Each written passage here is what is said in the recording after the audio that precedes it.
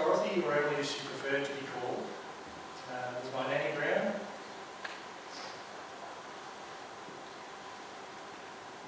Later in her life, simply Nan. She was the correct devoted mother to her four children, Margaret, Dorothy, Robert, and their respective partners, Kevin, Neil and Judy. Much to her constant delight, she's the grandmother of 9 and great-grandmother of 17 wonderful children. Nan was born on the 25th of June 1918 near Ballarat, a small rural township in Victoria's Western Districts. She was the eldest of 5 children born to Alexander Nelson and Ella Nelson, the others in birth order being John, known as Jack, Viv, Amy and Noel. Nan would be delighted that her much adored brother Noel was here with us today. She often remarked to me how wonderful a man her father was, and she shared similar sincere sentiments for both of her brothers. She loved her sister Amy, but she was close to the boys. Nan's father suffered from tuberculosis and passed away prematurely in 1935 following a prolonged decline. He was aged just 47. Nan was just 16 years old when he died. During her father's illness, Nan, as the eldest of her siblings, bore the bulk of the household and farm duties. This included heavy manual labour, which she completed without complaint, while still managing to excel in her studies. During this time, Nan took on the bulk of responsibilities for the care and upbringing of her younger brothers and sisters. The family were extremely poor and managed to get by with very little. These were the years that followed the Great Depression. It was during her childhood that I believe Nan was forged into the remarkable woman that she was to become. She developed an untiring capacity for work, a protective and profound love of children, and her wonderful cooking talents, which I'm sure most of you would have enjoyed or certainly heard about at some time or another. The output of Nan's kitchen in her adult years would come to rival that of many small countries. It's a miracle that we, her children and grandchildren, the beneficiaries of her culinary labours, do not also rival sizable things, as beans. Nan, through necessity, learned how to manage well with little in the way of money, and although she had little choice but to learn to be thrifty, she developed into one of the most generous people you could ever hope to meet. Nan met a young man, her beloved Arthur Stanley John Brown, who she affectionately called Jack. He called her Nim.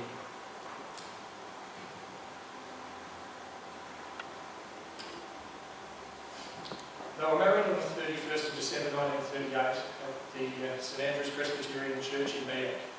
The young married couple moved to Ballarat in Melbourne, where they started to build their lives together.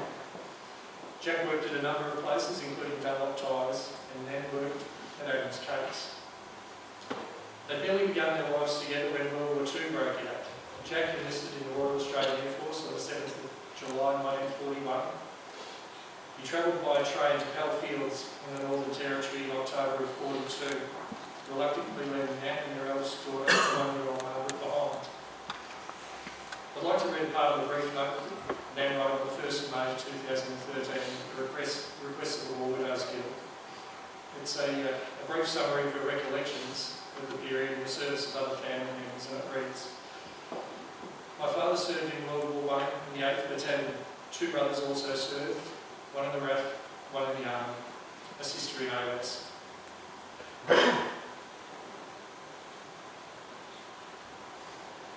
All now gone, but engraved in memory forever. Excuse me.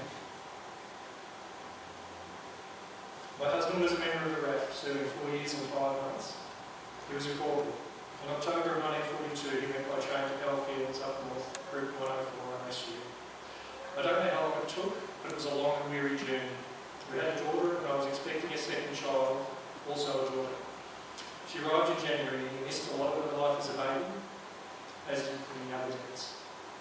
They did their best, answered the call to make this land free for all.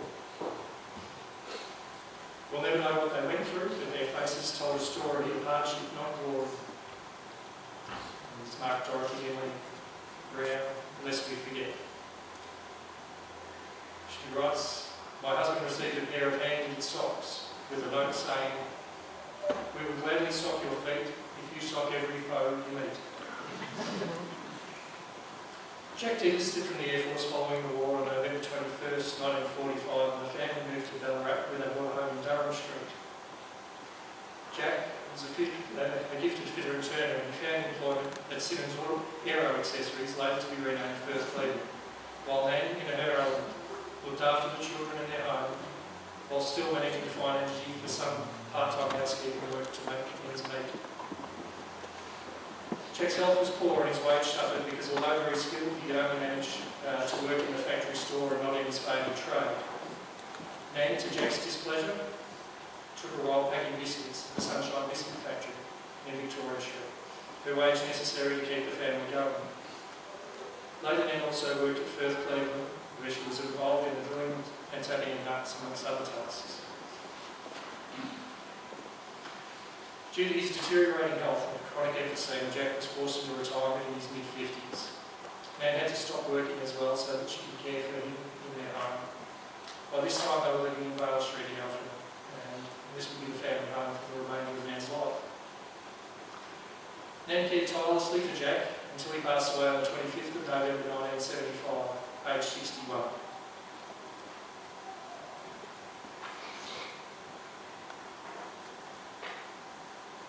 He had been her one true love and she was utterly devoted to him. His passing hit her hard, but in a normal, no-nonsense, stoic fashion. She struggled through while doing what she always did best, and devoting herself to her family. Nan found solace in her faith, which all of the family can tell you was utterly unshakable. She knew with certainty that one day she would be reunited in heaven.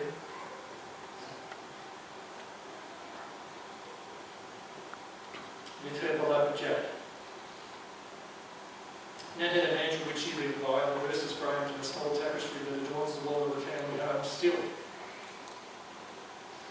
It reads, "When things go wrong as they sometimes will, when the road you're trudging seems all uphill, when the funds are low and the debts are high, and you want to smile but you have to sigh, when care is pressing you down a bit, rest if you must, but don't you quit." Nan continued to throw herself completely into everything she did. She woke early and retired late. In between, she would often spend every waking hour cooking up a storm in her old YXL wood stove. She gave that stove such a flogging that it had to be reconditioned a number of times. No disgrace there. Few could keep up with Nan. In her later years, my father, Peter Sr., implored Nan to stop chopping wood for the stove. He was concerned that she'd hurt herself.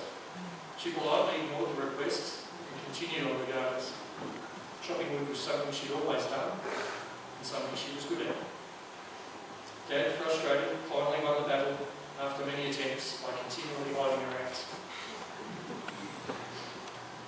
When she wasn't in the kitchen, you would often find Nan in the garden, tending her roses or labouring in her extensive veggie patch. She would grow tons of tomatoes and dozens, if not hundreds, of bottles of sauce and relish would follow. These would be shared with her family, friends and other groups that she loved to be involved with. Nan's kitchen produced all sorts of delights, including her renowned jams and sponges. She won many cooking awards in local and school competitions. Much of her produce found its way as donations to the various bodies to which she devoted enormous amounts of time. These included the United Church, Legacy and War Widows, to name a few.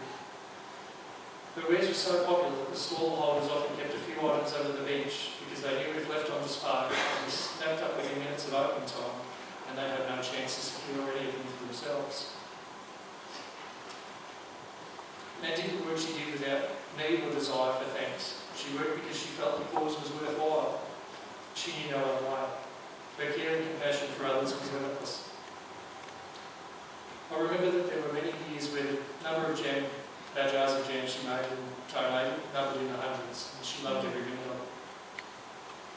In 1995, much to her embarrassment, Nan was awarded the 3BA Senior Citizen of the Year Award in recognition of her efforts, which she would continue for many years to come. At the time of the award, she made 560 jars of her yearly quota of 700. Some of my fondest memories are of Christmases, birthdays and other family get-togethers with aunts, uncles and cousins at Ballarat. Days filled with laughter and bellies filled with food. The spread that Nan would put on would fill the kitchen and dining room both. Her Christmas pudding was the best that you could ever taste, and we gorged ourselves to see who could get the most coins. Over the last few days between tears and reminiscing, I recall my Auntie Margaret commenting that she remembered Nan phoning her one morning. Margaret had just gotten out of bed and she asked Nan what she had planned for the day. Nan replied that she'd already made 4 sponges and had launched into the next project for the morning, and this was typical daily Nan routine. I can never recall Nan getting angry, and certainly never with the children.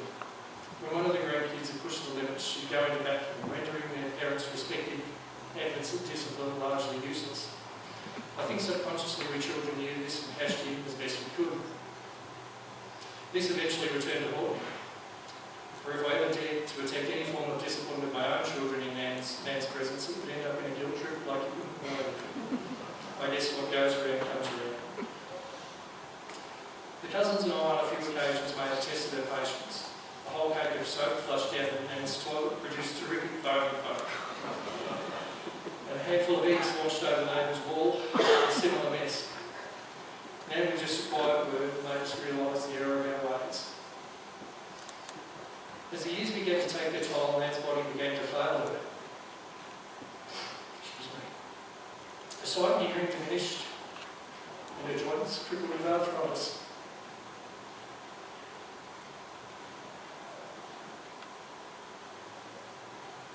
It hurt her deeply to slow down and in the end to stop doing a lot of the things she loved to do.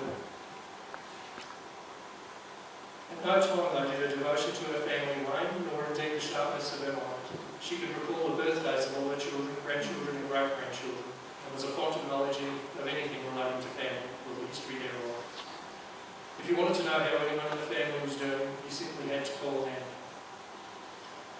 2 weeks ago, Nan called me to let me know that she was going to make us a meal. My wife Rita has been ill and she's been having some treatment. Nan, in her usual way, was determined to help. She was close to blind and very frail. I tried to talk her out of it, but she made up her mind. You could sooner move mountains than dissuade her once she decided on something. At this stage, Nan wasn't even making her own meals often, but despite her best protests, she made a lovely batch of sausages and bacon and gravy. I'm told it took her over 5 hours, and I know it would have left her exhausted. She commented to my Auntie Dole that I do love those Aldi sausages. I've had 5 of them myself.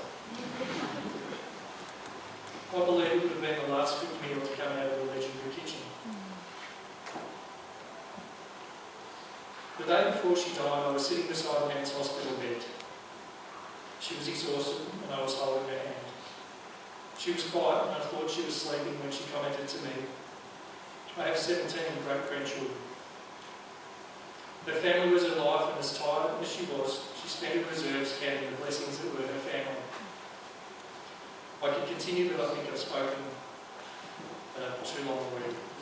It's difficult not to when you're speaking about a person who lived their lives as completely as Nan. I'll finish off with just a few words of thanks. Firstly, and most importantly to you, Nan.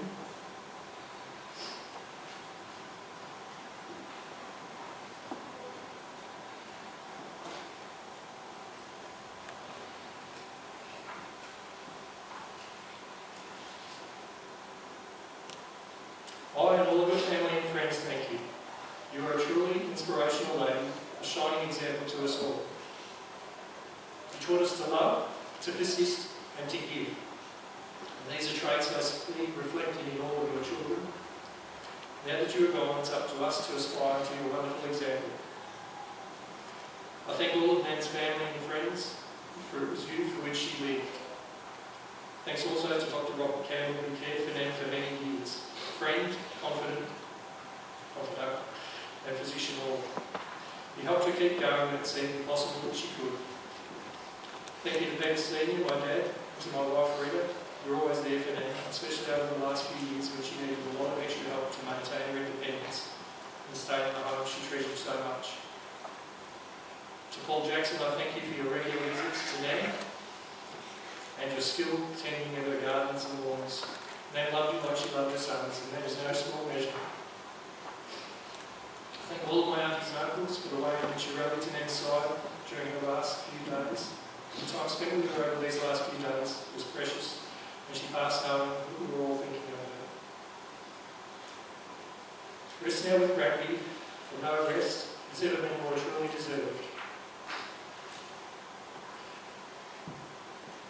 I have no doubt that you are already shouldering heaven's crooks out of your way, and that you have the angels taking a long hard look at themselves. They have eternity to try to match you